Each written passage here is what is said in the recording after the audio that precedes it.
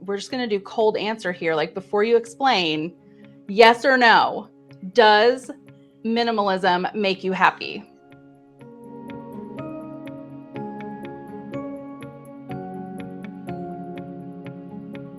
So there are really two questions that I want to try and answer today, and I think they go hand in hand.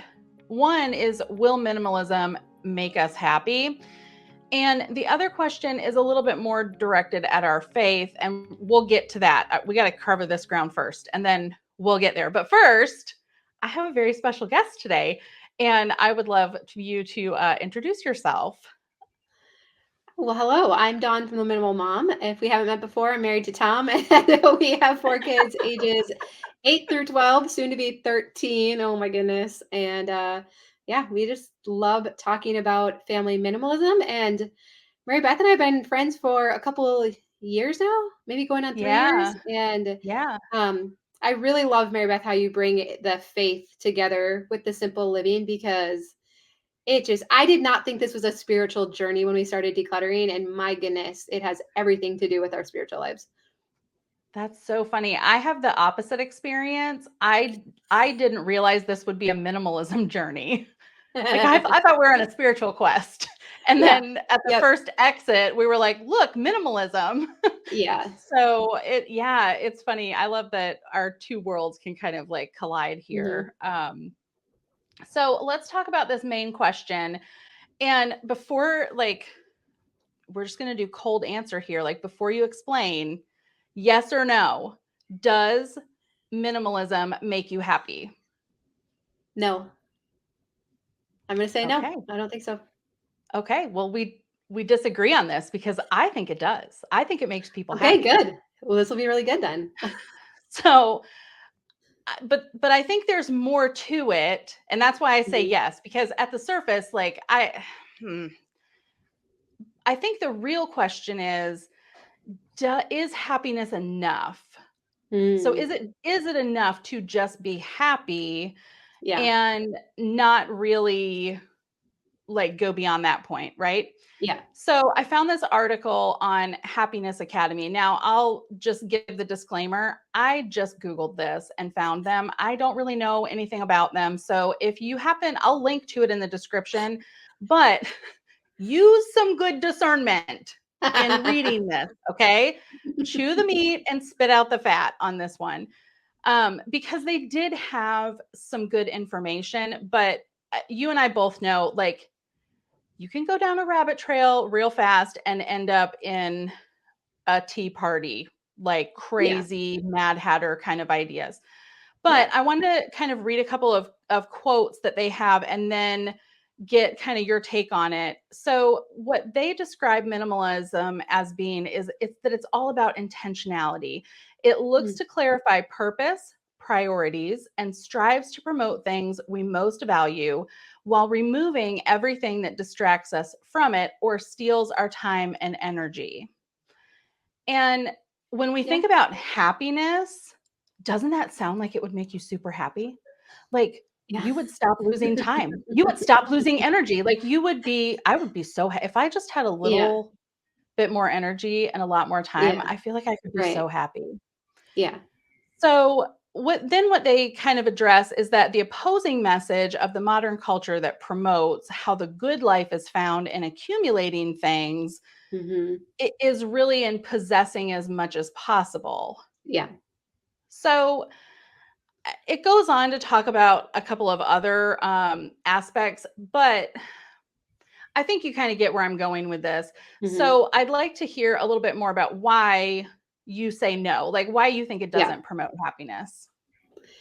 Yeah, I think you could get rid of all of your stuff, but if you haven't started looking at your stuff differently and realizing that none of it's about the stuff, like this stuff is not bringing us happiness. I've shared before, like Maslow's hierarchy of happiness, and when you look at physical items, they are only in the first two layers, and that is our very base needs being met of safety and then shelter and clothing and all of that. And so I do think minimalism leads to a perspective shift that can lead us to do things that cause us to be happy. But just getting rid of all the crap in your house, I think you're going to feel better, but I don't know that you'll feel happier. So in our devotional that's coming out this week, Diana cited a study about happiness, and it showed that people who volunteered and helped other people, the increase in their happiness because they were helping people was the equivalent as if somebody got a $50,000 raise. So again, going back to what we Wow. think would make us happy, Mary Beth, you're like, if I had energy, if I had time and 50 Yeah. grand in my pocket, heck yeah. Can I say heck on your channel? Oh Yeah, you yeah. can. It's okay. I I would be happy, right? And that's not Yeah. necessarily the truth, right? And so I feel like this journey of Yeah. minimalism has realize it unhooks us from consumerism, from this belief that our stuff is going to make us happy. And then now I have the ability to step back and say, what do I want? And so for us, Tom and I was pursuing foster care. And I mean, this summer when I had two extra little girls around our kitchen counter, and I was scared because I'm like, oh, what if they ask really hard questions? But also, it was the most joy and happiness I have felt in a very long time. And it just felt so good to be sharing what we have with someone else who had no ability to repay us, you know? Like Yeah. it was just us being like, you know what? We have some extra. Can we please share it with you? And I was not expecting that. Like I did not expect that. But getting to that point came from getting our house simplified and decluttered. Yeah, I agree. I think the minimalism really helps us to get to a level of happiness, but we really, from a faith perspective, we want to go beyond happiness because Mhm. happiness is fleeting, right? Yep. Like, yeah, we get the $50,000 raise, but then we get the IRS bill and we're like, oh, okay, well, now I'm not real happy about that. Yeah. So, what we're really looking for is joy, this kind of Mhm. deep and abiding feeling of contentment and trust in the Yeah. Lord that Yep. is really apart from our circumstances. Yes. And I think from our kind of journey through minimalism, I was looking for contentment. I was looking for Yes, I think joy, that's a good and word. Yeah. Mhm. I wanted I wanted to feel content in Mhm. our circumstances, but then every time I come home, like I can't find any of the things that I need, and there's dishes piled up and there's laundry Mhm. piled up, and I don't feel content. I feel like a failure. And Yeah. so it's really it our society and, the expectations and all of these things that are kind of anti-minimalism really, Mhm. I think, fuels that. Yep. And so when we take a look at minimalism and start applying this in this way, I think we really can get to a place where we aren't so burdened by our circumstances Mhm. that we can get to this place of joy. Yeah, I Yeah. think it's more about contentment than happiness. I think so. I think that's what a lot of us mean when we say I just want to be happy, right? I want to be content with Yeah. what I have. And it's really interesting when you actually look at the word contentment when it's used in the Bible, it means to have all the necessities of life. So just the necessities. And my favorite verse when we talk about simplifying is 1 Timothy 6:6-8. And it says, for godliness with contentment is great gain. For we brought nothing into this world and we can take nothing from it. But if we have food and clothing, we shall be content with that. And if you would have asked me 5, 6, 7 years ago what that meant, I'd be like, well, it sounds like I have to sacrificially give up all my stuff so that I can find contentment and be godly. And what you realize as you start decluttering is you're like, oh, I don't want this. Like, and as I get my house simplified down to a point where we just have clothing and food and shelter and we don't need all the extra stuff, wow, this is freeing. This Yeah. is contentment. This is awesome. I thought it was a sacrifice to give up all that junk. Like, I thought that was, oh, Lord, here's my offering. No, it's like, Lord, you know what we Yeah. need. You are such a good father. You know our tendencies to hoard and bring in all this stuff to try and find happiness when it was just underneath all of this stuff all along. Yeah. Yeah, it really is. Gosh, that's so good. It's so good because we do, when we think about this idea of being a living sacrifice, like we're hearing in Romans, like offer yourselves as a living sacrifice. It's uncomfortable. Like the thought of sacrifice is Mhm. uncomfortable, right? It means giving up. But I think what I have learned, and I kind of echoing what you're saying, like there is a sense of freedom that Mhm. comes from this sacrifice. It's not really, yes, it's about giving, it's giving up, but the gain is so much better than the Mhm. sacrifice that Yeah. it doesn't feel like what we think a sacrifice would feel Yeah. like. 'Cause do you think, Mary Beth, that it's more of a cultural thing that that word has such negative connotations the way we've used it? Where often in the Bible, it's a Lord, we are so grateful. Like, here is the best of the best of what we have. And yes, this is yours. And Yeah. I think we have really, I mean, now in our culture, if you're sacrificing something that is very negative and you are like going without, but like, I think we maybe get it wrong a little bit. Yeah, I think if we go like full Old Testament here, like what was the point of the sacrifice? It really Mhm. was to make them right with God. It was Mhm. really to act as a bridge to bring us near the Father that we weren't capable of doing on our own. We needed that mediator of the sacrifice.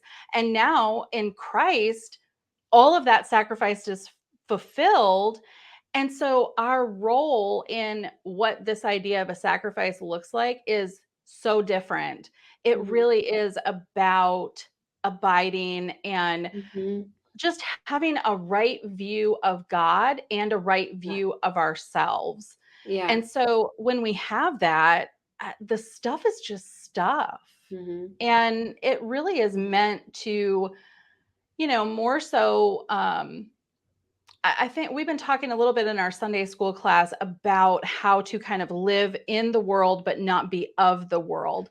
And I think it Okay. relates so much back to minimalism that we want to view our stuff as being things that we use to demonstrate the glory of God. So in Mhm. our homes, yes, like we demonstrate the glory of God when we take care of our homes, when we display beautiful things, when we, cook good meals for our families, but they're not where we find our value.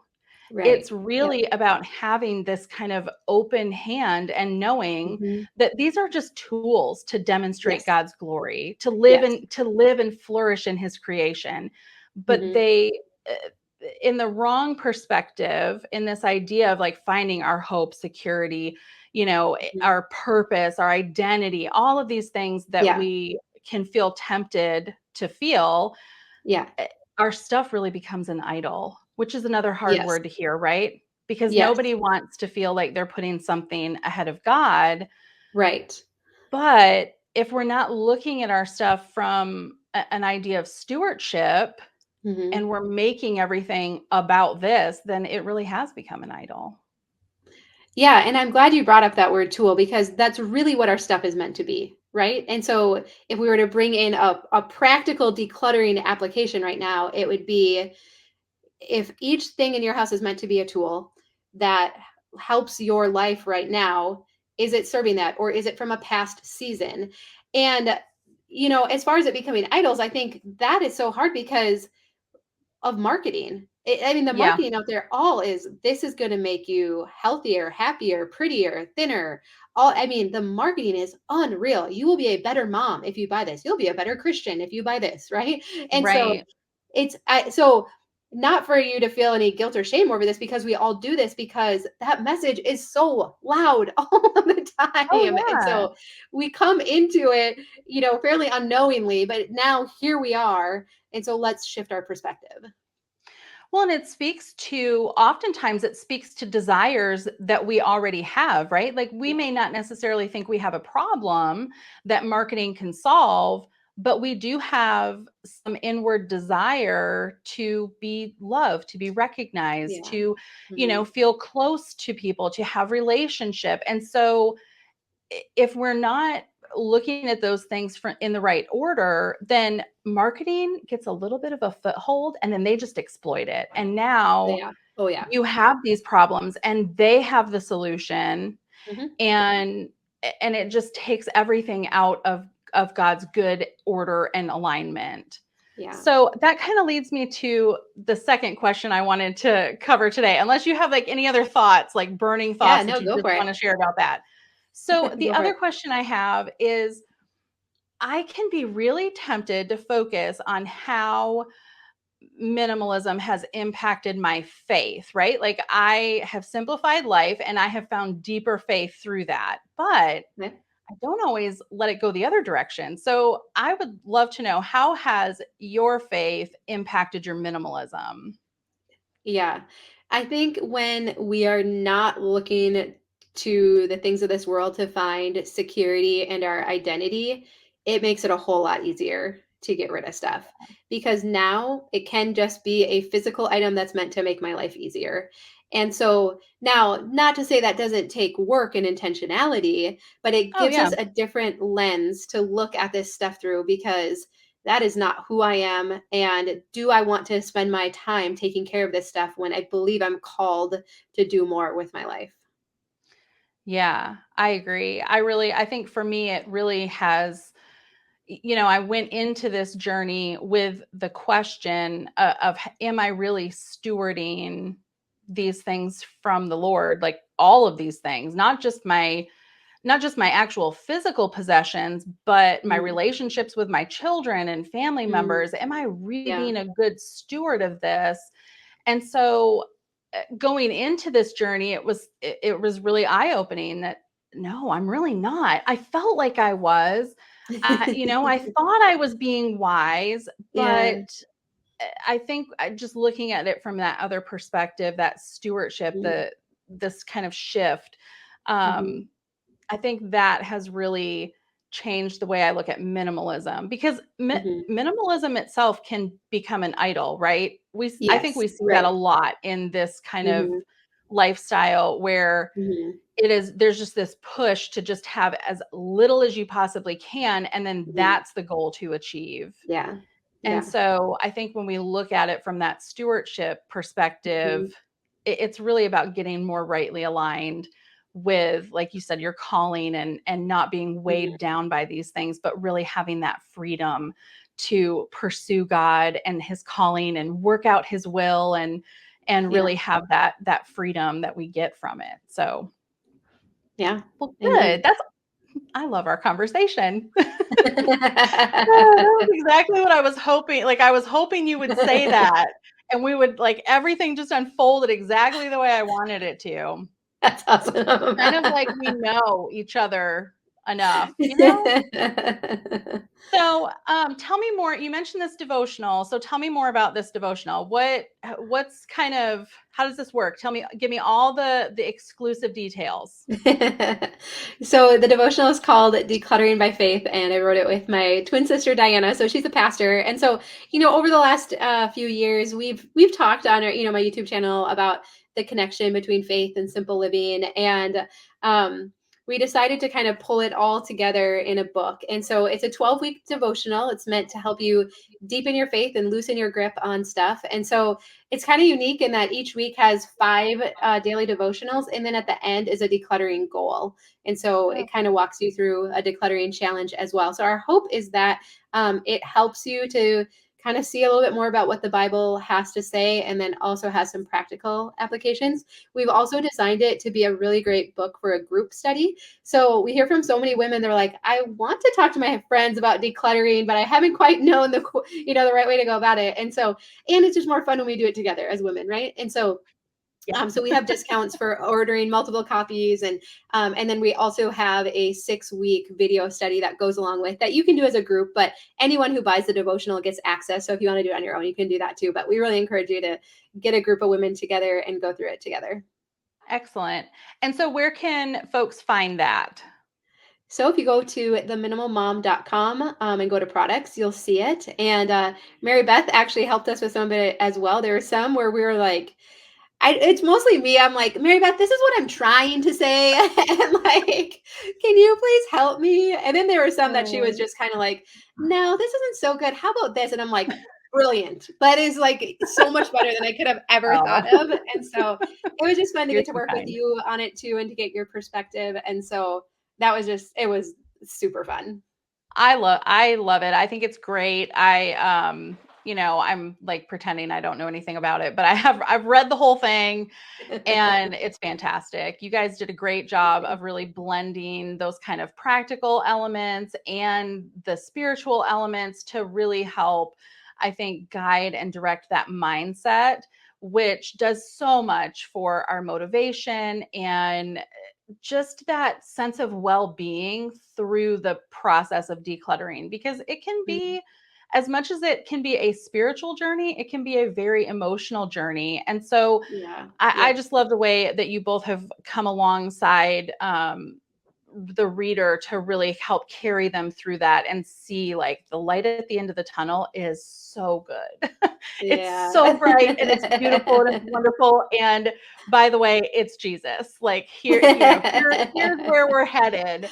That's awesome. So yeah, I'm super excited about it, and I will leave a description or a link in the description below for that too, so people can get right there. And when Thank you. did you tell us when it was coming out? Did I miss it? When is it available? Oh, it's out now. So it's available for pre-order now, and then it'll start shipping the first week of December. So should be arrive in plenty of time for Christmas. Perfect. Well, thank you so much. I appreciate your time today. And if you found this video to be valuable, I would love for you to give it a like, share it if you think it's worth sharing. And until we see you again, keep fighting the good fight. Thanks so much.